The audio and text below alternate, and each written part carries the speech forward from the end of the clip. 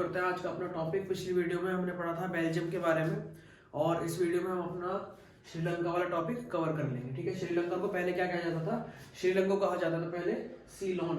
ठीक है, और यहाँ पे जो पॉपुलेशन है वो कितनी है? हरियाणा के इक्वल है, यानी कि जितनी हरियाणा की पॉपुलेशन है उतनी पॉपुलेशन श्रीलंका की भी है। एथनिक कंपोजिशन में यहाँ पे 3 कम्युनिटीज है, सिन्हाला, तमिल और क्रिश्चियंस। ठीक है, सिन्हाला स्पीकर जो थे वो 74% थे, जो कि ज्यादातर क्या थे? बुद्धिस्ट थे। ठीक है, बुद्धिस्ट की स्पेलिंग गलत हो गई है। अच्छा, ठीक है। तमिल स्पीकर जो थे वो 18% थे।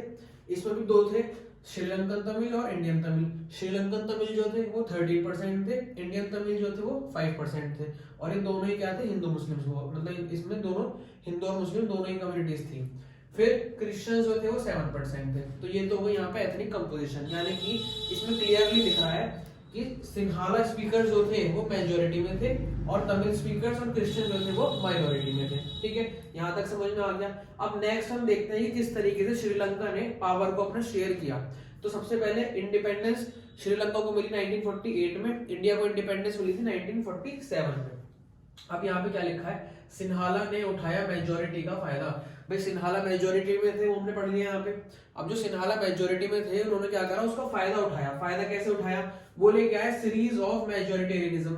इसका मतलब क्या है? इस वर्ड का मतलब ये है कि भाई मेजोरिटी वाले ऐसे काम करते हैं, इस तरीके से रूल्स और पॉलिसीज को बनाते हैं जिससे फायदा किसका हो? मेजोरिटी वालों का हो। तो सिन्हाला की जो गवर्नमेंट स्टैब्लिश हो गई थी इंडिपेंडेंस के बाद, तो यहाँ पे सिन्हाला गवर्नमेंट ने इस तरीके से पॉलिसीज बनाई जिससे फायदा किसको? केवल सिन्हाला को फायदा हो। ठीक है, तो क्या करा? सिन्हाला ऑफिशियल लैंग्वेज क्रिएट बना दी उन्होंने 1956 में। गवर्नमेंट जॉब्स में किसको फेवर करना शुरू कर दिया? सिन्हाला को फेवर करना शुरू कर दिया। यानी कि गवर्नमेंट जॉब अगर निकलती थी तो पहले किसको प्रीफर किया जाता था? सिन्हाला को प्रीफर किया जाता था। ठीक है, तो वो भी एक दिक्कत थी। और प्रोटेक्शन ऑफ बुद्धिज्म, क्योंकि बुद्धिज्म को फॉलो करते थे तो उन्होंने बुद्धिज्म को क्या करा? प्रोटेक्ट किया। अब श्रीलंकन तमिल जो थे उन्हें क्या लगा? उन्हें लगा हमारे बारे में कोई कुछ नहीं सोच रहा। भाई श्रीलंकन तमिल को लगा कि हमारे बारे में तो कोई कुछ सोच ही नहीं रहा। ये श्रीलंकन तमिल 13% जो थे, इन्हें क्या लगने लगा कि हमारे बारे में कोई कुछ नहीं सोच रहा। ठीक है, इन्हें एलियनेटेड फील होने लगा, अनइक्वालिटी होने लगी, इनके साथ डिस्क्रिमिनेशन होने लगा और इन्हें क्या हुआ? इग्नोर करना शुरू कर दिया।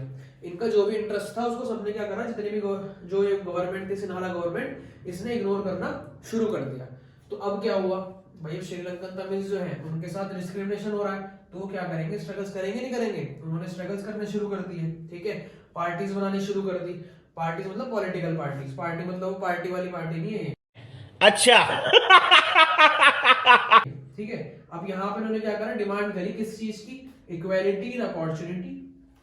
ठीक है, कि भाई अपॉर्चुनिटी दो कम से कम, और to recognise Tamil as an official language, और तमिल को क्या कर दो? ऑफिशियल लैंग्वेज बना दो। लेकिन बेइज्जती करवा ली उन्होंने अपनी, और तमिल को क्या कर दिया? यहाँ पे इन्होंने क्या कर दिया? इनकी जो डिमांड थी उसको क्या कर दिया? डिनाई कर दिया। ठीक है, अब जब डिमांड को डिनाई करा तो हिस्ट्री में ज्यादातर हम यही देखेंगे, सबसे पहले कुछ लोग होते हैं वो क्या करते हैं? कुछ डिमांड करते हैं। ठीक है, या उससे पहले हम देखें तो पहले क्या करते हैं? हम कुछ पार्टी बनाते हैं, कुछ ऑर्गेनाइजेशन टाइप बनाते हैं, फिर वो क्या करते हैं? डिमांड कर देते हैं, फिर सरकार उनकी डिमांड को डिनाई कर देती है। ठीक है, जब सरकार उनकी डिमांड को डिनाई कर देती है उसके बाद उन्हें आता है गुस्सा।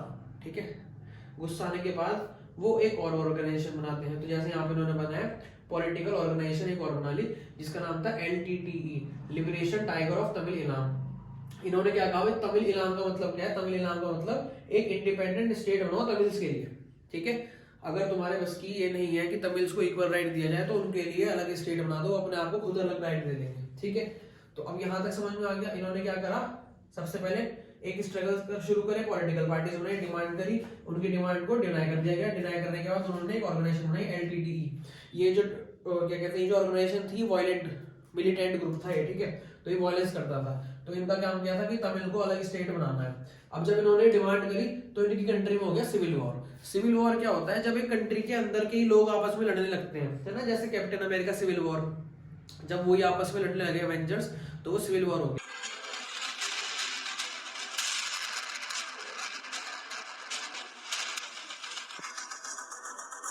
ऐसे जब एक कंट्री के लोग आपस में लड़ने लगते हैं उसे हम क्या कहते हैं? सिविल वॉर कहते हैं। सिविल वॉर में क्या हुआ? काफी सारे लोगों ने कंट्री छोड़ दी, हजारों लोगों की मौत हो गई और काफी सारे लोगों ने लाइवलीहुड अपना खो दिया। ये सारी जितनी भी दिक्कतें चल रही थी ये खत्म हुई 2009 में जाके। तो श्रीलंका के बारे में हमने पढ़ लिया, बेल्जियम के बारे में हमने पढ़ लिया, क्लियर कट पता चल रहा है कि जो बेल्जियम है वहाँ पावर शेयरिंग अच्छे से हुई है, लेकिन श्रीलंका में पावर शेयरिंग अच्छे से नहीं हुई। ठीक है, इसकी वजह से यहाँ पे क्या हुआ, बहुत ज्यादा कॉन्फ्लिक्ट भी हुए हैं। ठीक है, तो ये हमने समझ लिया है। अब नेक्स्ट वीडियो में हम अपना ये चैप्टर कंप्लीट कर लेंगे। ठीक है, तब तक के लिए थैंक यू। और अगर चैनल को सब्सक्राइब नहीं किया तो please subscribe the channel. Thank you.